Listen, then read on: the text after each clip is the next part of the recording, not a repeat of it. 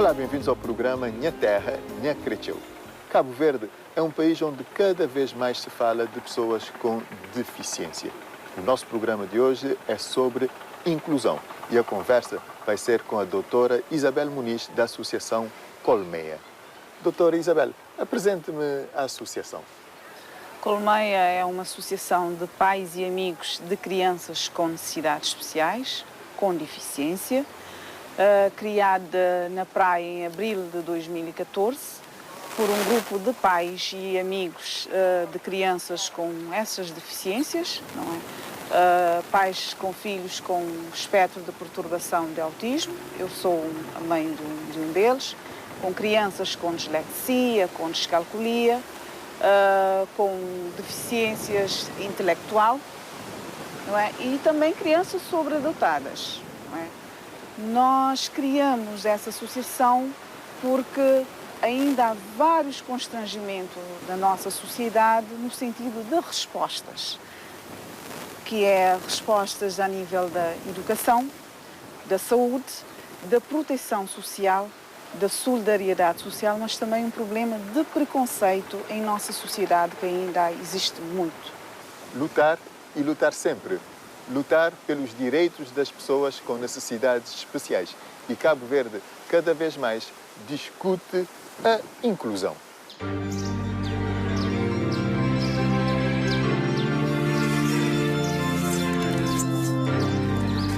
6 da manhã. O sol ainda não despertou.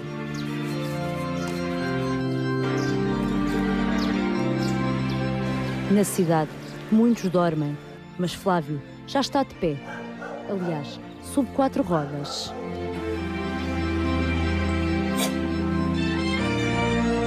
Há 14 anos, tornou-se atleta paralímpico.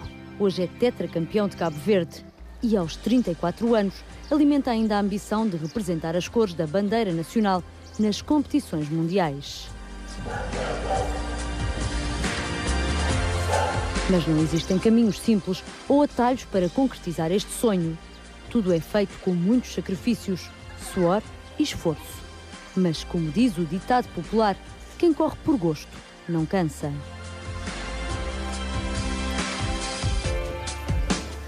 O desporto paralímpico representa para mim uma grande ganho, porque por causa do desporto paralímpico e estamos a mostrar à sociedade que pessoas com deficiência é capazes de fazer algo mesmo dizendo adaptado, mas nós somos capazes de fazer algo, todo tipo de desporto.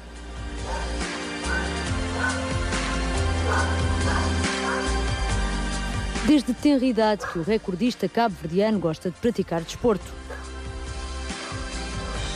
Entretanto, aos 5 anos, teve uma paragem obrigatória. Ao brincar com alguns amigos, cortou acidentalmente o tendão de Aquiles numa lata e ficou com uma deficiência grave no pé direito. Um grande choque na vida de uma criança foi superado graças ao apoio da família e dos amigos. Alguns anos após esta lesão, Flávio conheceu o desporto adaptado. Gostou e não mais parou. E por acaso foi num simples brincadeira com o meu amigo. Íamos para a Praia de Mar. Encontrei o pessoal do Paralímpico a fazer treino. Aí o treinador me convidou para sentar para jogar vôlei adaptado, que é vôlei sentado. Então eu fiquei meio assim, né? Porque é a primeira vez que eu estava a ver pessoas com deficiência jogar vôlei, ainda por cima vôlei sentado adaptado. Era uma coisa estranha para mim. Mas eu acabei por aceitar, sentei, joguei, gostei, até não fui para a Praia de Mar mais. Fiquei lá a jogar até o treino terminar.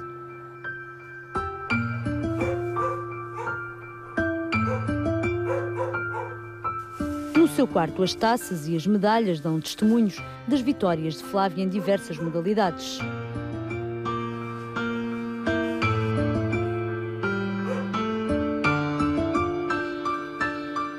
Hoje são várias competições, várias suores suadas, que estão as minhas medalhas. São muitas. Ainda são poucas. Se Deus quiser, ainda vai trazer mais medalhas para casa.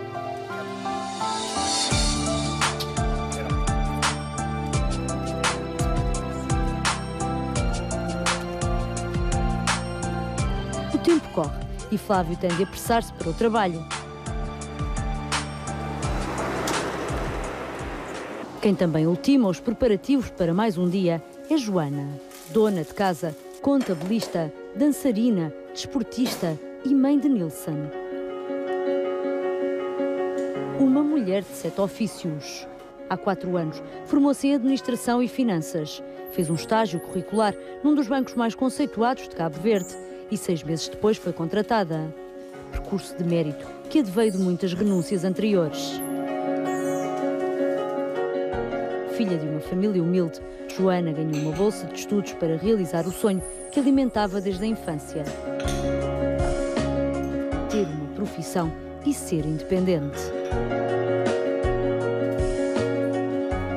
Na época não tinha sequer uma cadeira de rodas. O percurso da casa até à universidade era feito a rastejar. Fosse num dia de sol, à chuva ou mesmo na lama. Esta jovem não tinha outra opção senão fazer o sacrifício. Eu lembro de uma vez em que estava muita chuva. Era dia do exame, eu não podia faltar. Como é que eu ia entrar na escola se tinha um pátio antes da sala? Eu não gosto que me carreguem nas costas, não gosto. Então, as minhas colegas conseguiram fazer entrar pela janela para fazer o teste. E são muitas dificuldades. Dificuldades a que se somaram outras. Joana foi mãe na adolescência. Em 2002 terminou o ensino secundário e descobriu que estava grávida. Um turbilhão de emoções invadiu a sua vida, numa época marcada pela inexperiência e pela falta de condições emocionais e financeiras para cuidar de uma criança.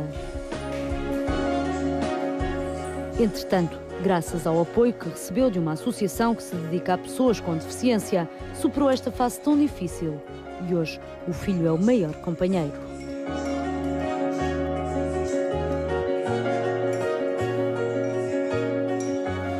Quando ele era pequeno, mãe, eu quero ser polícia. Oh, meu filho, polícia não pode ser. Então, eu quero ser polícia para botar todos os bandidos na cadeia. Eu disse, não, meu filho, polícia não. Você vai ser um juiz. O juiz é quem manda os bandidos para a cadeia. Ele disse, ok. Passaram uns dias, oh, mãe, então eu quero ser tropa.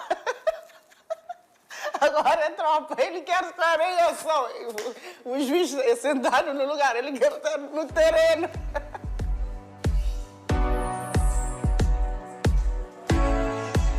Feita a refeição mais importante do dia, chegou o momento de tratar da autoestima.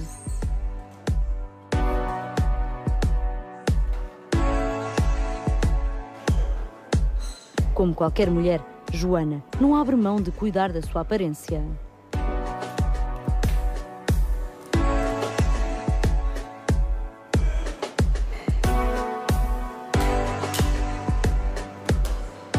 Gosto de praticar esportes, gosto de dançar, gosto de estar em convivência, mas minha vaidade não... Principalmente às segundas-feiras, eu não gosto de ir para o trabalho sem fazer um pequeno make-up. Levantar o astral logo pela manhã. E estar bem com a vida. Estar bem com a vida. As minhas colegas de trabalho. Joana, a que horas é que levantas? Por quê? Quando é que tens o tempo de fazer tudo isso para ir para a escola? Para o trabalho. Isso é demais. Tenho uma vida muito agitada. Hoje, por exemplo, eu vou sair do trabalho, tenho um cabeleireiro, fazer manicure, então eu vou, e logo mais eu vou para o ensaio.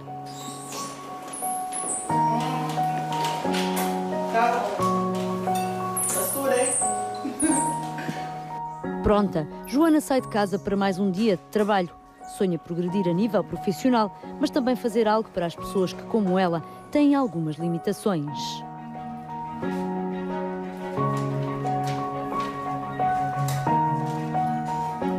Para Nilson, a hora é de aprendizagem. Tem 13 anos e é estudante do 8º ano. O estudo é um passo essencial para alcançar as diretrizes planeadas para o futuro.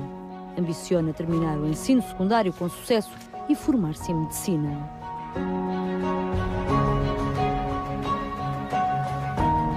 gostaria de ser médico para me formar no Brasil, para ter mais potência, para um salva te ouvir, para te alguém que tem problema. E você estuda para conseguir ser médico? Sim. Que disciplinas que você gosta mais? Inglês, francês, matemática, história.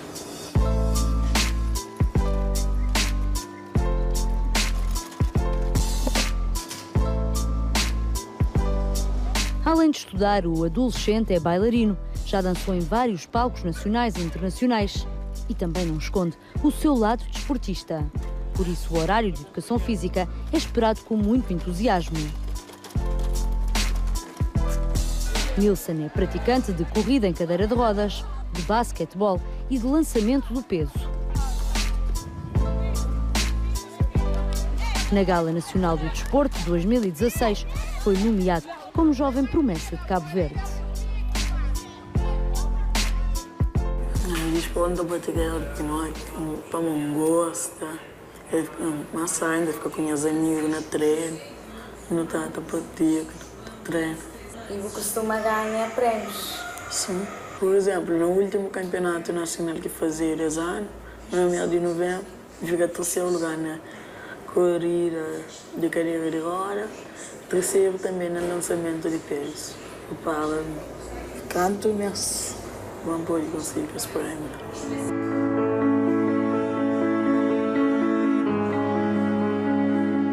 Esforços para realizar sonhos. Foi o que Teresa Mascarenhas também fez. Não tem nenhuma deficiência, mas trabalha com muito amor para suprir as necessidades das pessoas com limitações, através da Associação Acarinhar, dedicada a jovens e crianças com paralisia cerebral. Querem ouvir? Quem? Ela? Pergunta. Teresa teve conhecimento da história de um invisual que desejava conhecer a Carta Magna da República e resolveu tentar ajudá-la, concretizando-lhe o desejo. Reuniu recursos, mobilizou parceiros e conseguiu algo inédito em Cabo Verde: apresentar a primeira Constituição da República em braille e áudio. Totalmente acessível para os que desejam conhecer as leis que regem o arquipélago crioulo.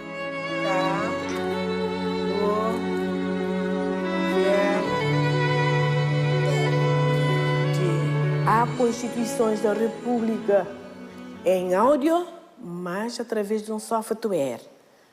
Mas eu acho que Cabo Verde é o primeiro país a ter Constituição da República em áudio com a voz humana. E foi assim uma grande oportunidade que tivemos de ter esse grande documento, que também é um documento acessível às pessoas com deficiência e sem deficiência, porque o áudio, qualquer pessoa pode ler a Constituição da República, pode ouvir um artigo sobre a Constituição da República, como se ouve uma música. O sentimento é positivo, eu fiquei muito satisfeita porque a minha voz foi ouvida e a Constituição não vai servir somente a mim, mas também a todos os cegos que se interessam pelas coisas do nosso país.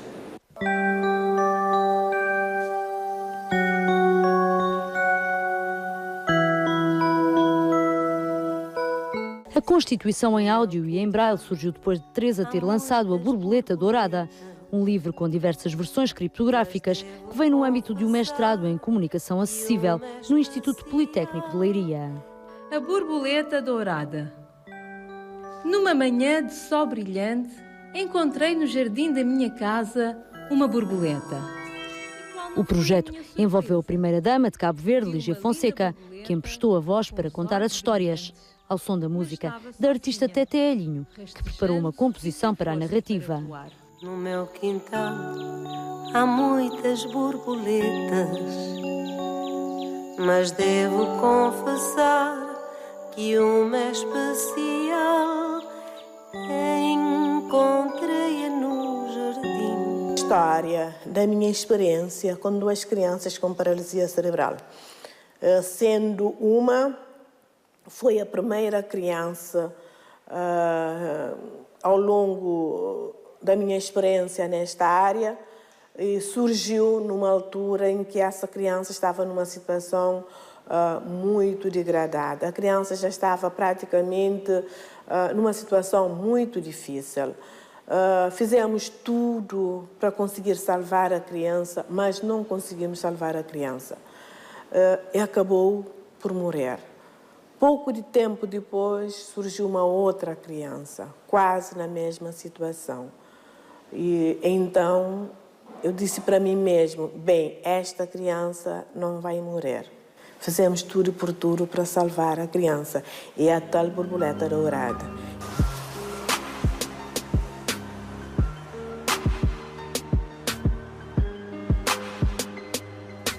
São 18 horas e Flávia encerra o trabalho na loja, mas engana-se quem pensa que o momento é de descanso. Para o dia de hoje, tem ainda muita energia para descarregar. É um dos 16 elementos da companhia de dança Mona Roda, um grupo que nasceu há 6 anos, quando a sua fundadora, Miriam Medina, apresentou a ideia, inspirada num casal dos Estados Unidos da América.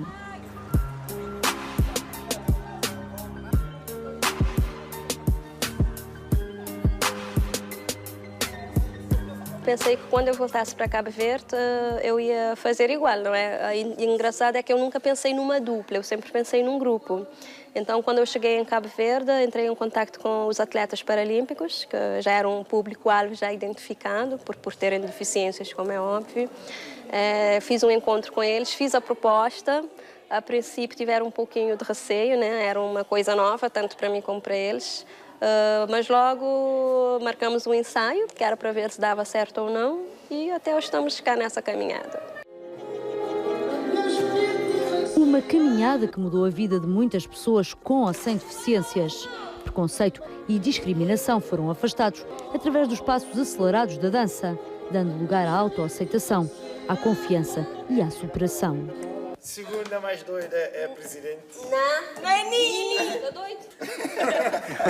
Apesar da brincadeira entre os colegas, o profissionalismo e a ambição de voar mais alto não é posta nem um segundo de lado. Os Mona Roda subiram ao pódio depois de conseguirem a medalha de bronze no Campeonato Internacional de Dança em Cadeira de Rodas.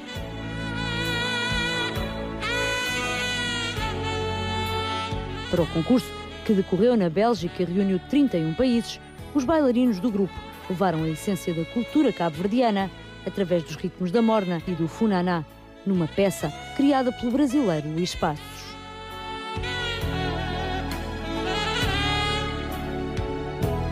Foi o primeiro campeonato internacional do grupo, também era uma grande ambição que tínhamos, mas não tínhamos participado antes porque ainda não nos sentíamos preparados. O Orlandinho Mascarenhas sempre me mandava vídeos, desde o início do Mona Roda, o Márcio Fernandes também, que é atleta paralímpico, a nos incentivar, só que não nos sentíamos preparados ainda. E esse ano decidimos que sim. Então inscrevemos, somos o primeiro país da África a participar, a competir. E na nossa categoria, que é o freestyle, Combi 2, ganhamos a medalha de bronze.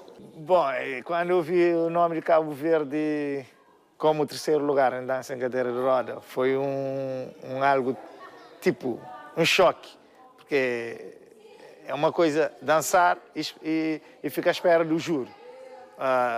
Então, quando logo chamaram Cabo Verde como terceiro lugar, eu fiquei um bocadinho, tipo, fiquei assim, Então, fiquei feliz ao mesmo tempo. Tive um momento até que eu comecei a chorar por causa de alegria que eu senti.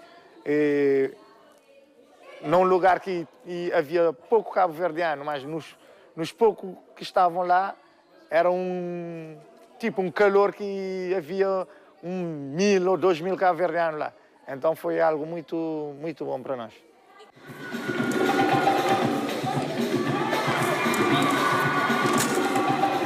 Flávio e Miriam continuam a dançar. Sonham conseguir uma medalha de ouro para Cabo Verde.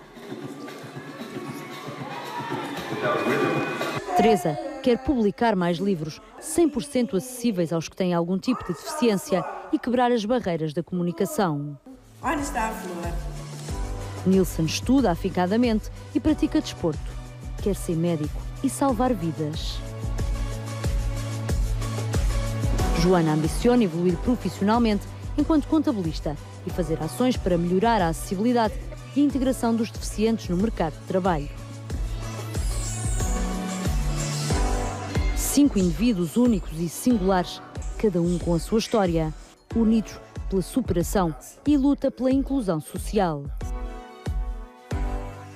Provas vivas e dadas na primeira pessoa que mostram que quando se tem um objetivo claro na vida, as limitações são apenas simples barreiras, incapazes de deter um grande sonho.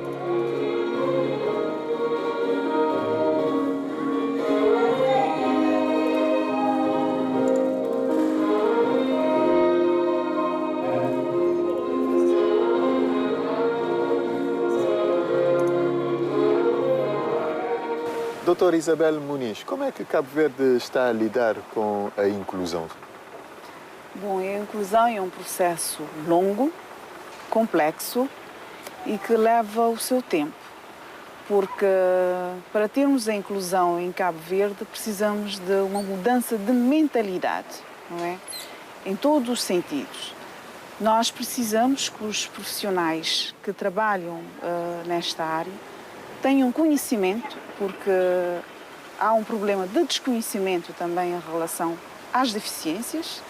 Há um problema de preconceito, porque nós os ditos normais, achamos que as pessoas com deficiência não têm valências, não aprendem e nós não criamos oportunidades, ou seja, as oportunidades ainda são lentas. E é um processo de construção que todos nós devemos trabalhar para que ela seja efetiva, criando serviços, contratando profissionais e trabalhando os profissionais com capacitação, com formação, para que realmente tenhamos inclusão em Cabo Verde. Eu percebi que está-se a referir bastante a profissionais. E a nossa sociedade? A nossa sociedade precisa de ser trabalhada. A primeira coisa que nós devemos trabalhar é a sociedade, que tem a ver com mudança de mentalidades, não é? A nossa sociedade ainda não conhece, não sabe. Se nós saímos à rua, perguntamos às pessoas o autismo, as pessoas dizem: o que é isto? Se falamos da dislexia, muito menos. E da descalculia, que é um problema com matemática, muito menos ainda. Portanto, é um trabalho de construção que nós devemos todos fazer isso. Nós podemos ver uma coisa simples. Cabo Verde tem uma lei de acessibilidade, não é? Qualquer um de nós que dirigimos a qualquer serviço público, nós não encontramos rampas. Nós estamos em frente de uma rampa aqui, não é? Lei da acessibilidade, no que diz respeito ao acesso arquitetónico, infraestrutura. Mas também temos a acessibilidade comunicativa, intelectual também, que deve ser... E nessa área, como é que estamos? Existe legislação, ao menos, acessibilidade educativa, comunicativa? Existe legislação. O que não se está a fazer é o cumprimento dessa legislação. Porque nós temos, os arquitetos fazem projetos, os engenheiros mandam executar obras e não se fiscaliza o cumprimento, porque nós... Eu estava a referir-me ao acesso educativo. Existe legislação? Sim. O acesso educativo... A educação, sim. Existe legislação. O que precisa é uma regulamentação da legislação a nível da educação, para que realmente tenhamos um plano educativo individual, para que as crianças entram na escola, que o processo de aprendizado seja contínuo, que os professores tenham capacitação no sentido de saberem lidar com essas deficiências ou com necessidades educativas especiais, para que essas crianças realmente sejam avaliadas, não é? Mas ainda há um processo... Isso não existe, por enquanto. É muito... Se existe, ainda precisa de fazer muito, não é? Mas temos um processo que é antes disso, não é?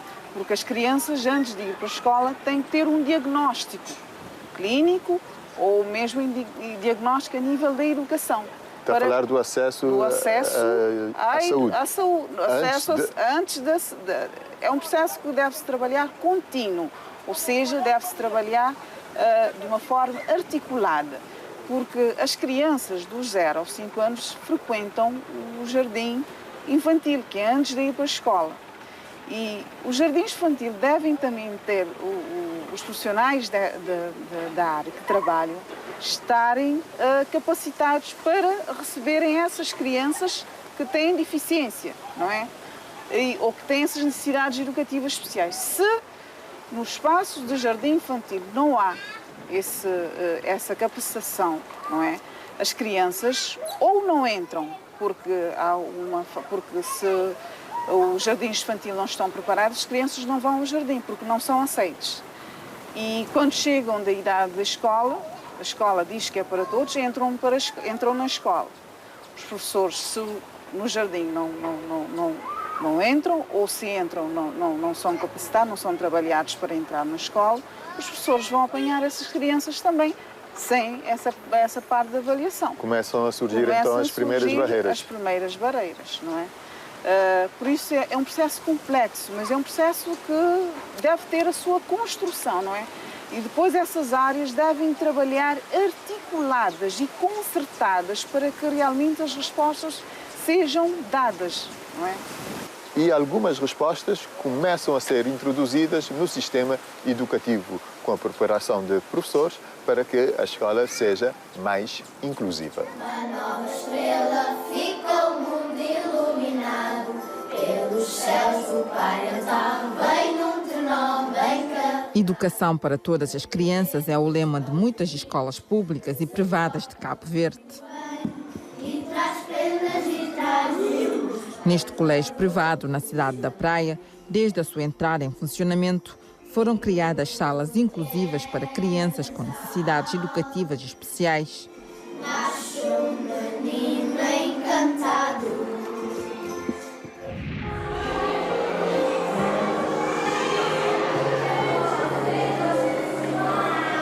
A professora acompanha diariamente cerca de 5 alunos, 2 com paralisia cerebral, 1 com síndrome de Down, 1 autista e a outra com hiperatividade. Tiago Lopes tem 6 anos e foi diagnosticado com autismo severo. Não fala, mas consegue fazer algumas atividades que antes de frequentar a escola era incapaz de realizar. Hoje, Tiago convive com os seus colegas, aprendeu a escrever e a sorrir. Frequenta o 4º ano.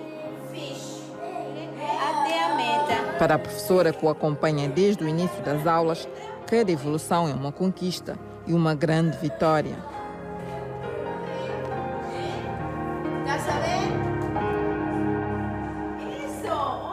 A maioria são autistas, diferentes graus de autismo. Cada criança é uma criança diferente, é uma criança que exige um nível de trabalho diferente, métodos de trabalho diferentes, mas sempre obtemos logros, vamos evoluindo. Quem também tem evoluído muito no desenvolvimento cognitivo é Graça Silva, ou Gracinha, como gosta de ser tratada. Frequenta o 6º ano. Assiste a algumas aulas do ensino regular, mas também outras numa sala destinada à educação especial. O objetivo é proporcionar às crianças aquilo a que chama ensino preparatório para a vida. O nosso trabalho, o objetivo é que sejam adultos autónomos, não é? É importante que vão ao supermercado, consigam ler que é um pacote de leite meio gordo ou magro, não é? Que saibam comprar, não é? E que, digamos, que tenham autonomia para fazer as suas tarefas. Exige muito esforço, muita preparação, mas é muito reconfortante porque os pequenos logros que temos é algo que te fica cheia de alegria, de estimulação. Mas é um trabalho muito exige muita dedicação, muita paciência, muito esforço. Gracinha é adorada por todos, tanto professores como pelos colegas. No recreio, tem sempre uma amiga que acompanha nas brincadeiras.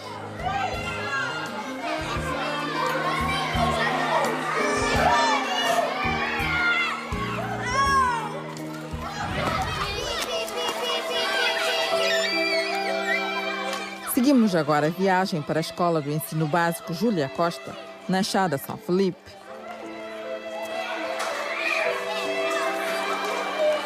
Ali, Carlos Alberto, alheio às brincadeiras dos colegas, passa o recreio à porta da sala a ver os carros que passam lá fora.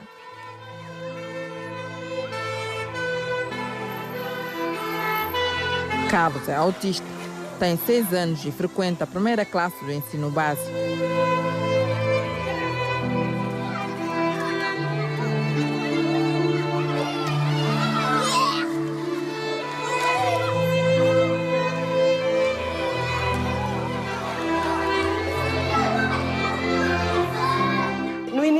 Foi um bocadinho difícil, porque eu fiquei assim, não sabia o que ele tem.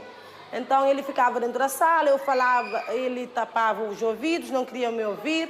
Depois tirava o caderno da bolsa, tentava colocar ele a fazer o que os alunos estavam a fazer. Ele não conseguia fazer, mas ele ficava a chorar. Depois pus ele sentar junto com uma aluna, que é uma aluna muito meiga assim, ficava a falar com ele. Depois pegava ele na mão, ele começou a rabiscar, ficou a enturmar na sala, mas ele, no intervalo, por exemplo, ele não fala com ninguém, ele fica sozinho. Na sala de aula do primeiro ano do ensino regular, Carlos conta com a ajuda da professora para fazer os rabiscos das letras. Com pouco mais de 3 meses de aulas, vai se adaptando e familiarizando-se com o abecedário. Com o empenho e envolvimento dos colegas e da professora, consegue fazer os trabalhos.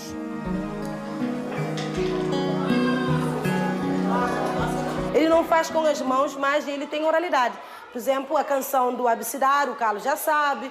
Quando eu estou a dar letras, estou a ler no quadro Mame Momu, o Carlos já sabe o número até 7. Oralidade ele tem, mas a escrita ele não faz nada. Fica muito difícil dar a Carlos aquela atenção que ele mesmo precisa e merece. Não consigo, estou a tentar dar o meu máximo. Carlos é um menino meigo, carinhoso. Eu tento dar o meu máximo para que daqui ao final do ano, por exemplo, para o Carlos poder pelo menos escrever o nome dele. Isso é o meu desafio. Teresa dos Passos tem a seu cuidado 29 crianças. Todos os dias é um desafio para esta professora. Depois de 14 anos de trabalho, é a primeira vez que tem na sua sala um aluno com deficiência. Esta escola não tem uma sala de ensino especial, mas tem professores dispostos a colaborar para a educação de crianças com diferentes necessidades educativas. Teresa queixa-se da falta de materiais didáticos adaptados para poder dar mais atenção a Carlos e aos restantes alunos.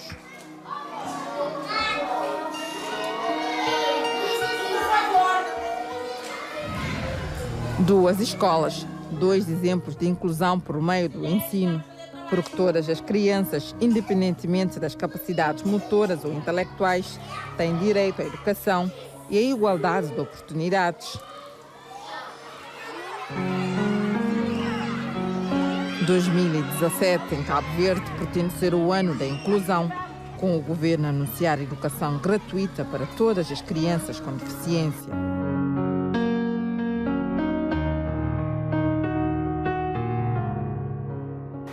Doutora Isabel Muniz, qual a sua posição sobre a integração das crianças com deficiência no sistema de ensino regular, normal? Este é um processo complexo que já é a altura de Cabo Verde tomar medidas certas no sentido de que realmente haja resposta. Se nós mandamos crianças na escola, nós temos que trabalhar para que essas crianças aprendam e sejam incluídas, não é? Nós temos que trabalhar para que realmente tenhamos um plano educativo individual que os professores estejam capacitados e se a turma é grande, não é? Porque nós temos turmas ainda em Cabo Verde de 39, 40 alunos, não é?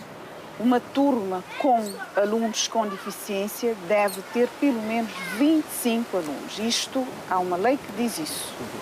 E não há um cumprimento desta... Uma turma que inclua também. Que inclua também. A turma tem que incluir. Porque, mais do que isso, essa criança pode estar numa sala de aula, mas essa criança tem que trabalhar a sua especificidade, porque é uma criança que tem uma deficiência e essa deficiência deve ser trabalhada, não é? Não é chegar e incluir, colocar aquela criança dentro da sala de aula, dar-lhe um tratamento igual que as outras crianças ditas normais, porque aquela criança precisa ser trabalhada de uma forma que ela também tenha o seu aprendizado, não é? Porque ela pode ter dificuldades em uma determinada matéria, mas pode em outra matéria não ter. Então, deve ser trabalhada da forma em que ela pode até ser trabalhada fora da turma. A escola pode criar uma sala de recurso ou uma sala que atende essa criança, não é? E depois colocar dentro da sala de aula, porque o professor pode não saber lidar com a deficiência que o aluno pode ter.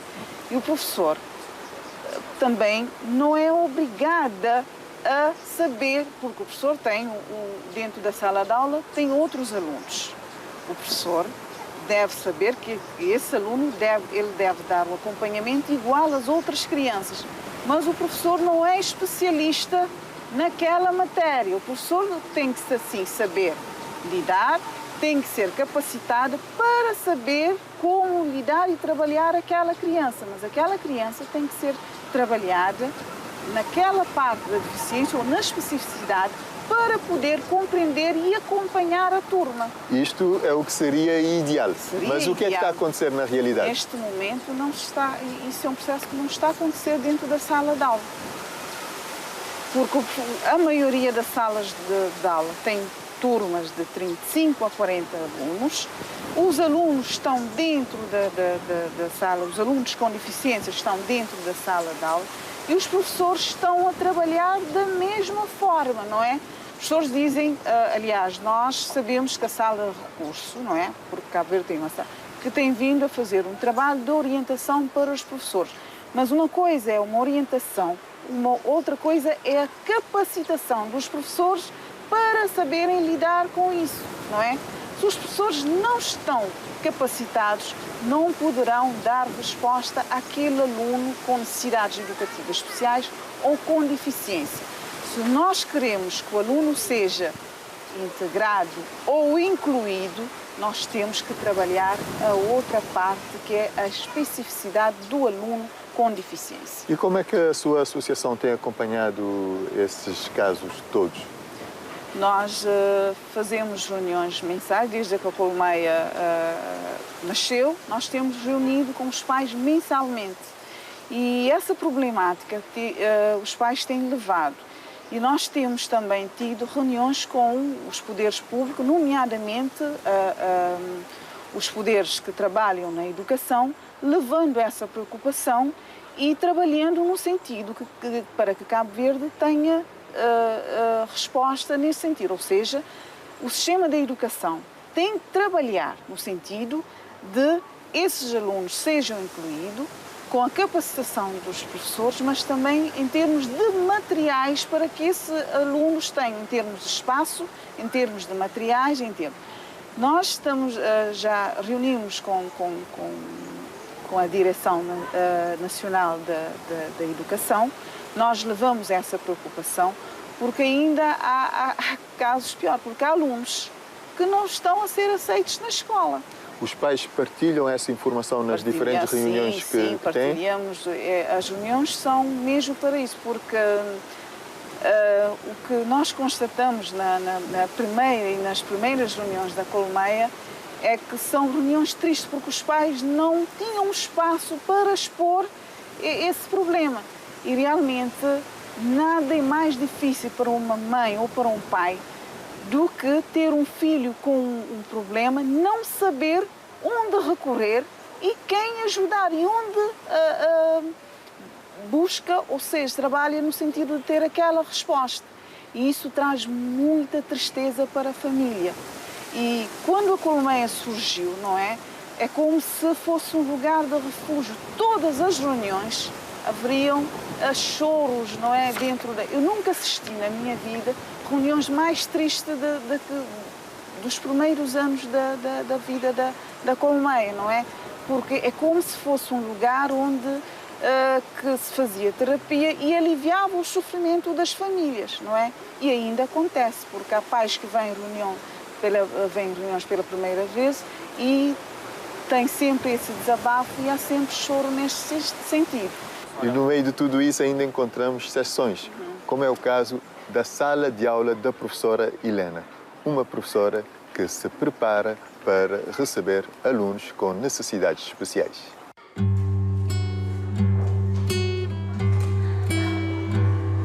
Há 8 anos que Helena Tavares é rosto conhecido nesta escola do ensino básico integrado.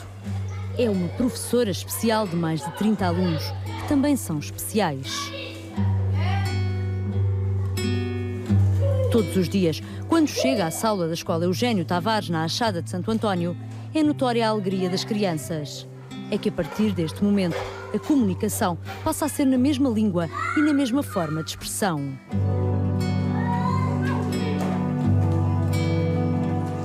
Helena e os seus alunos têm problemas auditivos, alguns com patologias mais profundas. É professora de linguagem gestual, uma área pouco explorada em Cabo Verde. Helena diz que teve dificuldade de aprendizagem quando era criança. Estudava numa turma em que era a única aluna que tinha deficiência auditiva. Não teve a sorte de ter o acompanhamento adequado às suas necessidades nos primeiros anos escolares.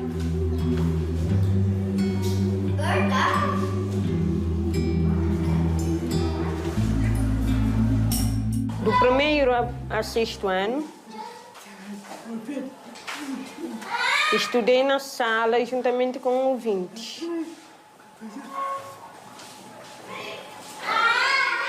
O professor explicava, mas não percebia nada. Era tudo muito difícil, só copiava. Mas no quinto e sexto ano melhorou, porque o pai ajudava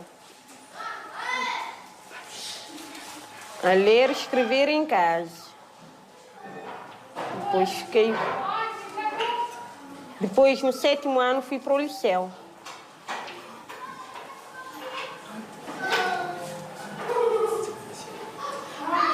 Fiquei com 9 disciplinas atrasadas por causa do professor. Era muito professor. Explicava, mas era difícil, não entendia nada. Foi um percurso difícil até conseguir terminar o 12º ano e finalmente entrar num curso de língua gestual em Portugal. 4 anos depois de ter finalizado a formação, Helena regressou a Cabo Verde para apoiar as crianças surdas a traçar um futuro diferente, com mais independência comunicacional e desenvolvimento cognitivo. Hoje é dia de avaliação. Helena aplica testes adaptados às capacidades e também às limitações de cada aluno. Ao todo, são 3 turmas que esta professora orienta, com a ajuda de monitoras que também dão apoio educativo.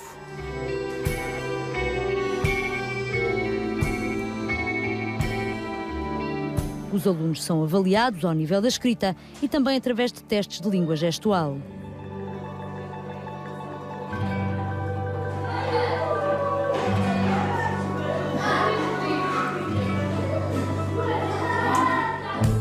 Não falam. As palavras têm que ser explicadas e mostradas. Uns aprendem bem. Outros não aprendem da mesma maneira que os colegas. O problema às vezes está em casa, com a família. A família não ajuda. Fica tudo ao encargo do professor na escola. O plano curricular é adaptado, porque nestas turmas encontram-se alunos de idades compreendidas, entre os 6 e os 18 anos, a maioria carenciados e que necessitam de materiais para mais e melhor aprendizagem. Helena conquistou a sua independência comunicacional e quer continuar a trabalhar para ajudar também as crianças surdas a terem um futuro colorido e sem barreiras de comunicação.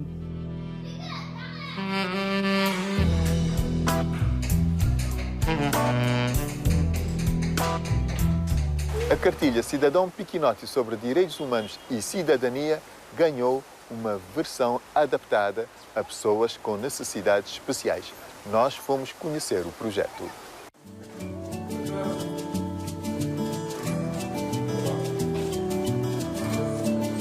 Miguel e Samira são duas figuras singulares.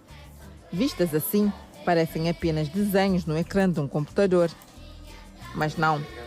Miguel e Samira são duas personagens que, desde 2013, têm sido os melhores amigos das crianças. Ganham vida como protagonistas da cartilha Cidadão Piquinote, em português, Pequeno Cidadão. Esta brochura corresponde ao 4º número da coleção Cadernos de Cidadania, da Comissão Nacional para os Direitos Humanos e Cidadania. A ideia é passar a mensagem para o público infantil e juvenil sobre a realidade do país. Inspirados no texto, criamos personagens. Lembro-me que a Samira, a personagem feminina, foi inspirada inclusive numa menina real, portanto, numa fotografia de uma vizinha que eu adaptei, pus formas mais de bonecos e tal, e criei a personagem. Portanto, as duas personagens têm características físicas um pouco diferentes, portanto, uma é mais clarinha, um pouco mais europeia, a outra é mais africana. E basicamente foi isso, criamos as duas personagens para elas interagirem e contarem, digamos, a história, de forma que as crianças nacionais de Cabo Verde se identifiquem um pouco também com essas personagens e daí obter o maior impacto. Trabalhar neste projeto e criar as personagens foi muito desafiante, mas César Silva não hesitou em aceitar, pois desde sempre é um apaixonado por desenhos. Da realidade para a ficção, César e a sua equipa criaram um layout e ilustraram um livro Cidadão Piquinote, com base no cotidiano do país.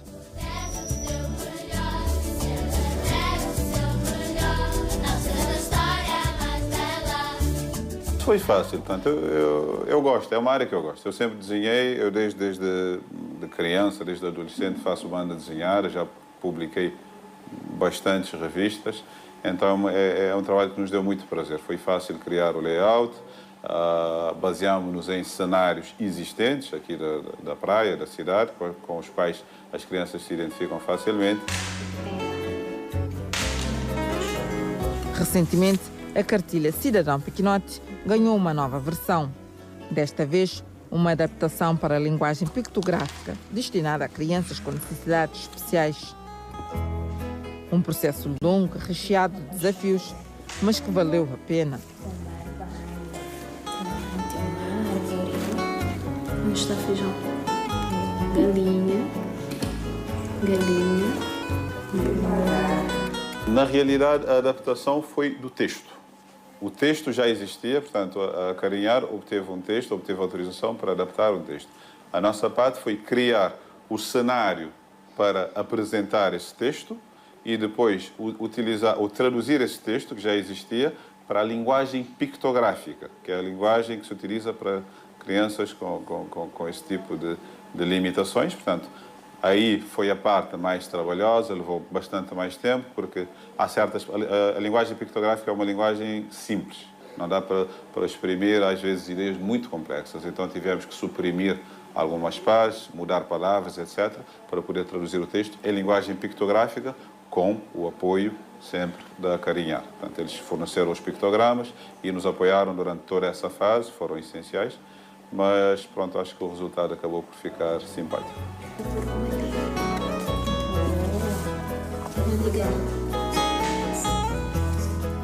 A adaptação do livro Cidadão Pequenote surge como uma ferramenta de apoio à aprendizagem de crianças deficientes.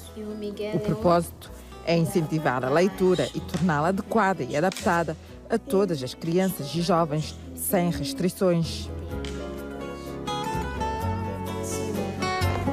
Mas esta experiência inclusiva serviu também como documento de suporte à tese de mestrado em comunicação acessível da presidente da Associação Acarinhar, Teresa Mascarenhas.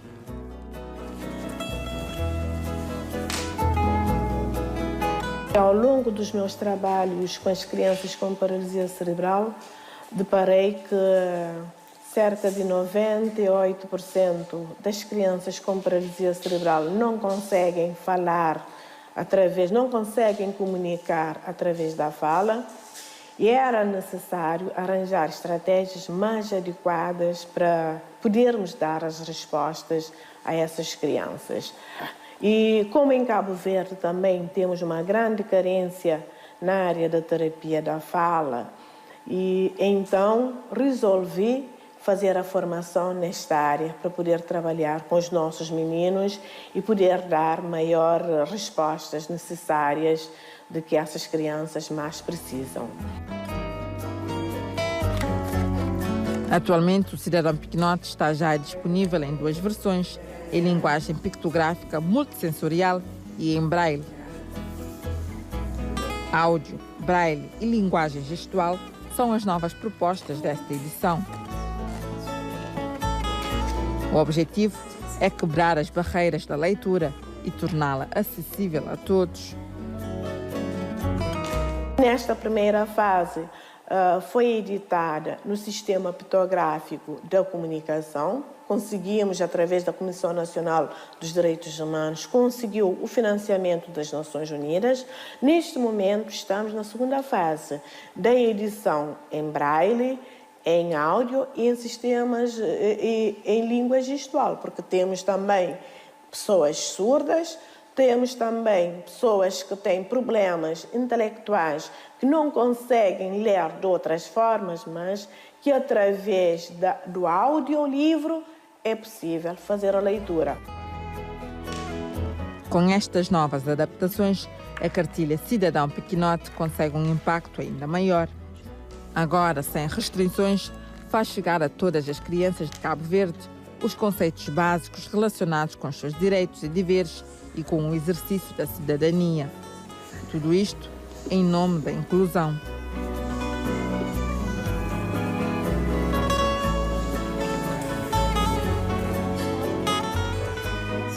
E como ainda estamos num período de solidariedade no início do ano, Minha Terra acompanhou um gesto solidário com uma criança com deficiência.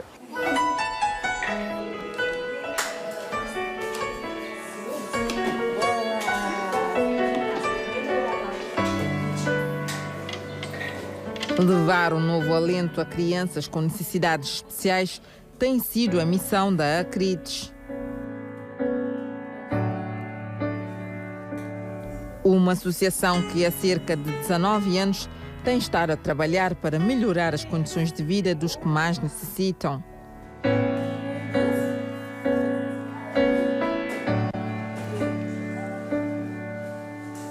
Desta vez, o beneficiário será uma criança autista residente no bairro de São Pedro Latado, periferia da cidade da Praia. Sem trabalho e com 3 filhos para sustentar, Samira Rodrigues não tinha quaisquer condições para proporcionar uma vida confortável aos filhos.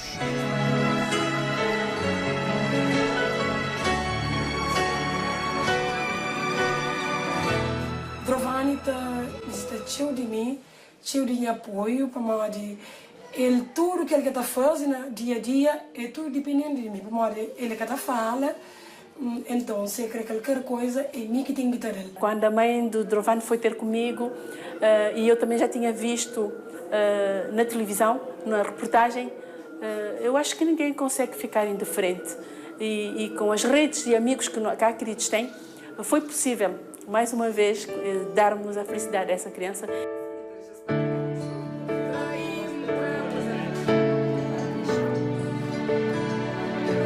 O velho colchão de esponja dá lugar à cama, à televisão e a um puff.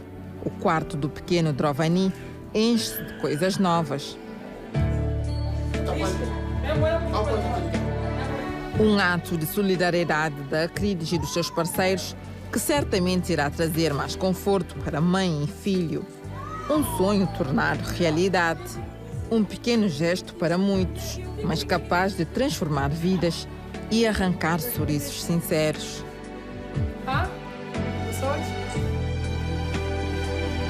Doutora Isabel Muniz, o que é que mais gostaria que fosse feito em 2017 para as pessoas com deficiência e suas famílias? Que o sistema de inclusão em Cabo Verde seja um processo continuado no sentido de que haja resposta, não é? Para nós é importante que o sistema educativo, que o sistema da saúde e que o sistema da proteção social trabalhe de uma forma articulada para que as famílias tenham resposta a todos os níveis, dentro da sala de aula, no sistema da saúde, com um diagnóstico, com testes de quantificação que permitam que os seus aprendizados sejam uma plenitude, que a área da proteção trabalhe para que essas famílias tenham condição de levar aquelas crianças tanto para a escola, mas também para a saúde ou atividades de lazer, não é? Que precisam muito. Que as famílias sejam trabalhadas também no conhecimento, na sua capacitação, de uma forma de serem trabalhadas tanto no espaço educativo da saúde, mas também dentro de casa, e que a nossa sociedade, não é? E trabalhe juntamente com as famílias, com o sistema, para que haja resposta, que as famílias não se sintam discriminadas na rua porque uma criança tem uma deficiência. Mas o maior presente é que o nosso próprio sistema trabalhe no sentido que haja de uma forma articulada para que haja respostas a todos esses níveis. Isso seria um presente para o ano 2017, para as famílias, para a sociedade e para o país. Que haja uma mudança de mentalidade em todos nós na questão da deficiência. Doutora Isabel Muniz, muito obrigado pela participação no Minha Terra, Minha Creceu. E nós ficamos por aqui. Para a semana voltaremos com mais histórias de Cabo Verde. Minha Terra, Minha Creceu, cada programa um percurso.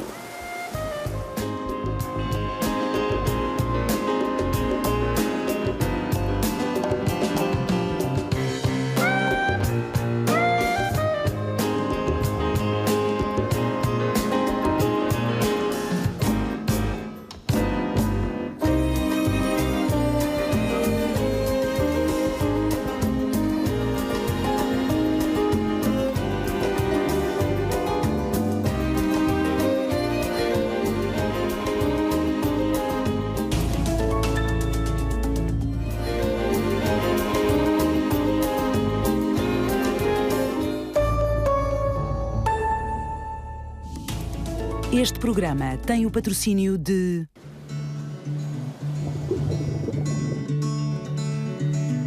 Todos os dias, seja no mar ou na praia. Mesmo quando ainda não se vê, sabemos que está lá. Está em todo o lado, a unir todos os cabo-verdianos. É uma força que nos aproxima, que nos aquece, que vence o oceano que nos separa, tornando o longe perto. Uma energia que chega a todos, do Barlavento ao Sotavento. Uma presença de todos os momentos. A Unitel T+, é a rede que une Cabo Verde, com uma cobertura que está a chegar a todas as ilhas. É a rede que nos liga e nos torna mais próximos. Unitel T+, porque você merece mais.